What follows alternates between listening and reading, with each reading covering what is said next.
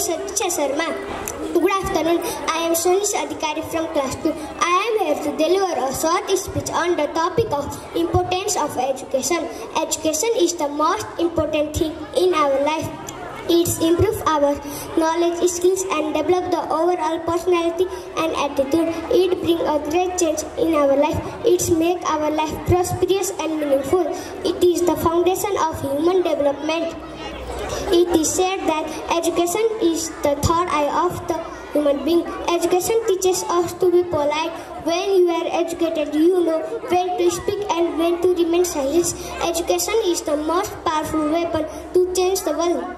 Education is this property that cannot be stolen. We can take this property wherever we go. It's a ray of light in the darkness. It's certain a hope for a life. Education is the only thing that have no disadvantage. While getting your education, you lose nothing. It is the single door to prosperity and is the key to success. Education brings happiness in our life. An educated person respect everywhere. People will keep him in the society. Thank you. धन्यवाद साथी सोनिस अधिकारी निकै मिठो speech दिएर हामीबाट बिदा हुनुभएकोमा। यसै गरी अर्को प्रस्तुतिको रूपमा स्पिच भन्नको लागि साथी दीक्षान्त पौडेललाई मञ्चमा बोलाउन चाहन्छु। धन्यवाद कार्यक्रम सञ्चालिकाज्यू। सम्पूर्णमा मेरो नमस्कार। म दीक्षान्त पौडेल कक्षा 2 देखि आज म मेरो देश भन्ने शीर्षकमा आफ्ना केही भनाइहरू हजुरहरू समक्ष राख्न गइरहेको छु। मेरो देश नेपाल एक सानो तर सुन्दर देश हो। मेरो देश एसियामा अवस्थित छ। नेपाल हिमालहरूको देश हो र यहाँ संसारकै अग्लो शिखर सगरमाथा अवस्थित छ। नेपाल चारैतिरबाट पहाडहरू जङ्गलहरू र हरियालीले घेरिएको छ। नेपालको राजधानी काठमाडौँ हो। यहाँ धेरै मठ मन्दिर गुम्बा र पुरातात्विक स्थलहरू छन्। नेपालमा विभिन्न जात जाति र धर्मका मानिसहरू बस्छन्। नेपाली भाषा हाम्रो राष्ट्रिय भाषा हो र नेपालमा करिब 125 भन्दा बढी भाषा बोलिन्छ। नेपालमा हिन्दू बौद्ध इसाई र इस्लाम धर्म मान्ने मानिसहरू बस्छन्। सबै धर्मका मानिसहरू आपसमा मिलेर बस्छन् र एक अर्काको सम्मान गर्छन्।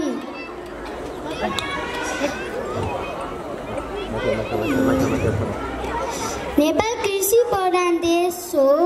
नेपालमा धेरै मान्छेहरू कृषि पशुपालन र पर्यटनमा निर्भर छन्। नेपाललाई शान्तिका दूत भगवान गौतम बुद्धको जन्मभूमि भनेर चिनिन्छ। धन्यवाद। धन्यवाद साथी दीक्षान्त पौडेल निकै मिठो स्पिच दिएर हामीबाट बिदा हुनुभएकोमा। यसै गरी अर्को प्रस्तुतिको रूपमा स्पिच भन्नको लागि साथी सञ्जिना भण्डारीलाई मञ्चमा बोलाउन चाहन्छु। Thank you friends.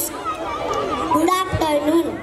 Good afternoon. Today I am going to deliver a short speech on the topic of my favorite subject. My favorite subject at school is science. I find it really interesting and fun to learn about the world around us. In science class we study things like plant, animal and the earth. We also do experiment to things I enjoy asking quiz questions. Science help me understand the natural world and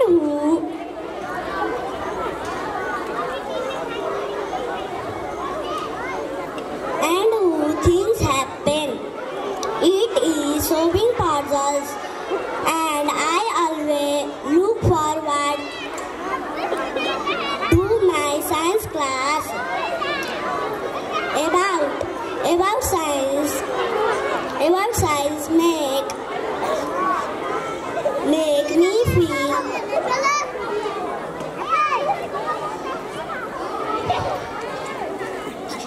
curious and excited. Thank you. धन्यवाद साथी सन्जिना भण्डारी निकै मिठो speech दिएर हामीबाट बिदा हुनुभएकोमा। यसै गरी अर्को प्रस्तुतिको रूपमा स्पिच भन्नको लागि साथी देवांश भट्टराईलाई मञ्चमा बोलाउन चाहन्छु। Thank you, friends. Sadiksha Sharma. Good afternoon, all of you. I am Devansh Bhattarai for class 2. For going to say about my father. My father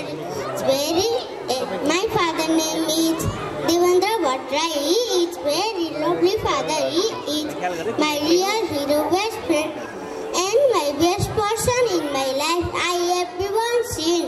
He is person who helped me a lot in getting prepared for the school, getting off of the bed, and getting my homework done well.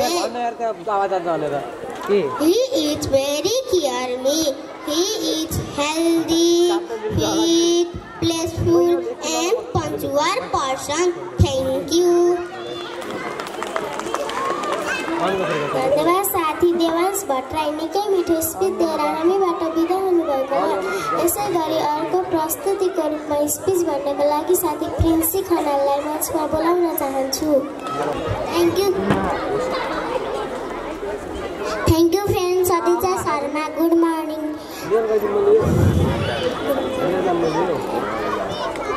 My friends, teachers, and other children. Today I am going to deliver a short speech. My mother name is Sandhara. She is accountant and housemaker. My mother is my first teacher.